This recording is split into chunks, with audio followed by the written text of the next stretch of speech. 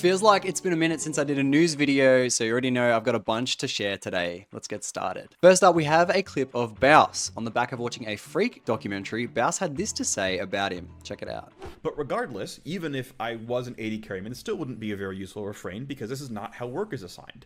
I do not get to decide that we're going to buff AD carries a whole bunch systemically. That's not how the team works. I don't have that kind of pull, and I wouldn't do that even if I did. That's just not how this works. I'm telling you, Phreak is not even bad. People just hate Phreak for no reason.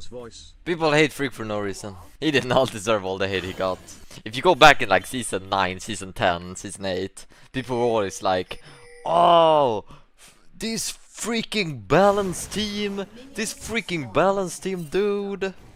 And they would always refer to balanced team, right? Now I think the biggest difference is since Phreak got into office and became part of the balanced team, instead of complaining about the balanced team, they complain about Phreak as a person. So it's the same flame that the league community has always been upset about the balanced team. We have changed from hating on balanced team as a whole to hating on Phreak.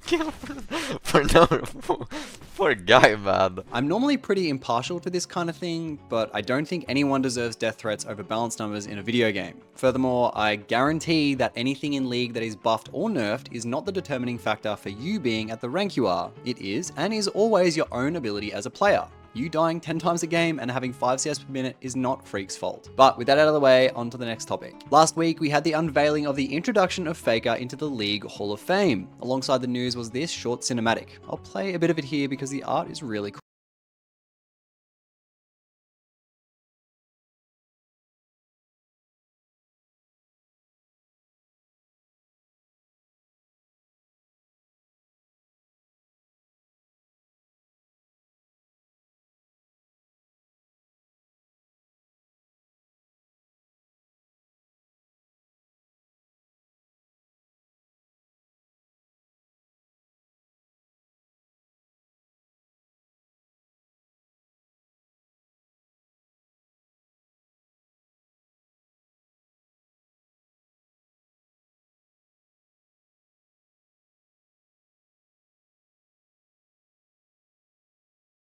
Not sure who I think will be inducted next, but I'd love to know what you guys think. I think we can all agree that Faker was always going to be the first inductee though. Next up, we have a bit of controversy. Following their MSI meeting, it was revealed there was a bit of a heated conversation between the top esports jungler Tian and Team Liquid's mid laner APA.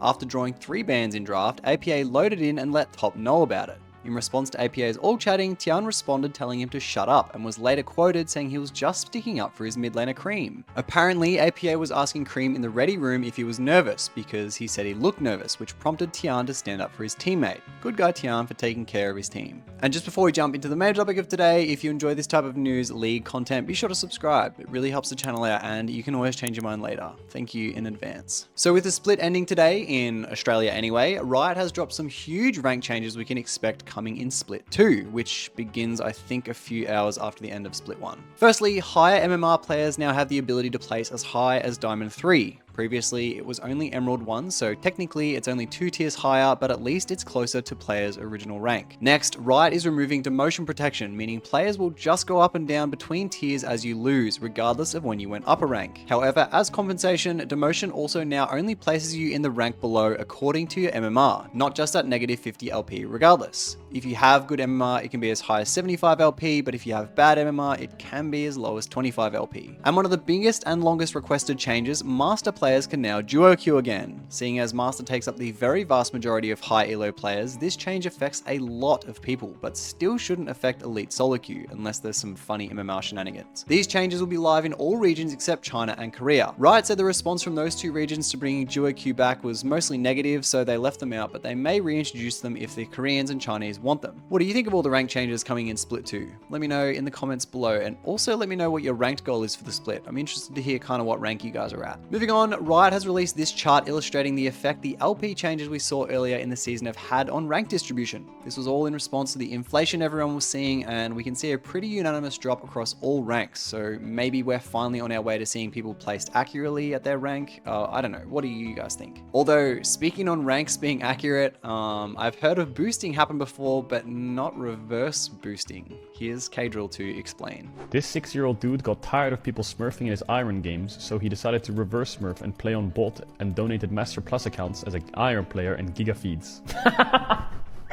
What? Reverse smurfing, wait, that's genius. Why did no one think of that before? Why did no one think of that before? That's so smart. That's crazy. Holy fuck, reverse smurfing. Now, pretty recently, I'm not sure why, but a lot of big established streamers are coming over to League. I don't actually know how long each have actually played for, but I just had to share this clip of legendary streamer Forsen showing absolute Chovy-like CSing.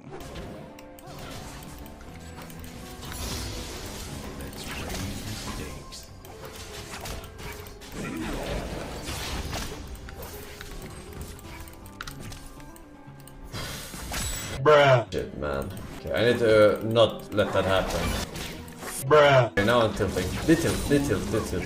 Okay, here we go. D-tilt. Bruh. What the f? Bruh. Bruh. We've also seen Sketch pick up League recently too, although his builds could do with a bit of work. And our last clip of the day is from Sodapoppin talking about League of Legends as a game and its community. Soda has been a streamer since I think Justin TV and has played more than his fair share of games, so of course his opinion has merit, but I think it's kind of ironic how behind his rant he just queues up for another solo queue game anyway. Okay, I'm gold. So a lot of things I want to say about this game. One, it's terrible. I mean, I'll start with that, but that's not even a hot take. It is insufferable to be new at this game. And it's double when you have to stream it. I don't think League players have the ability to even fathom that someone doesn't know what every single champion in this game does. It blows my mind. Every single person is a smurf. Not a single person is like not on their 80th account. It's almost surprising when someone's actually new. And I'm not even trying to be like over the top. Like, this is really just how it is. It's insane. And I know what it's like when a streamer's like, oh my God, I'm being stream sniped. I truly believe at least every other game, someone is sniping me. Not just to be on stream. Every other game, because it's so easy to do it. It blows my mind, especially when I compare it to playing it off stream and on stream. Every mother from Europe. Why are Europeans in my game? I feel like League low rating is therapy for people who have peaked their gaming capabilities and are extremely insecure. That's what I think League is at low ratings. I put in my title, not until I'm gold 1. No one asked for me to not talk for a week. I don't even know how that started. I think like I just got really angry and wasn't talking on stream because I was just really mad because that's what this game does to you. And then I jokingly put it in my title, not speaking until gold 1 or whatever. But then my ego couldn't take it if I backed out. So the next day I'm like, how do I shorten this? So I tried to sneak change it to just gold, not gold 1. Nothing in this game will feel good unless you're like actually Masters Plus. I feel like nothing in this game is an achievement. He's already just like us. Anyway, that'll do us for the day. Thank you so much for watching. I've touched on this a few times recently, but in the very near future, I'll be showing a huge project that I'm working on, kind of like an announcement. So get excited for that. Again, thank you guys for watching and I'll see you in the next video. Bye.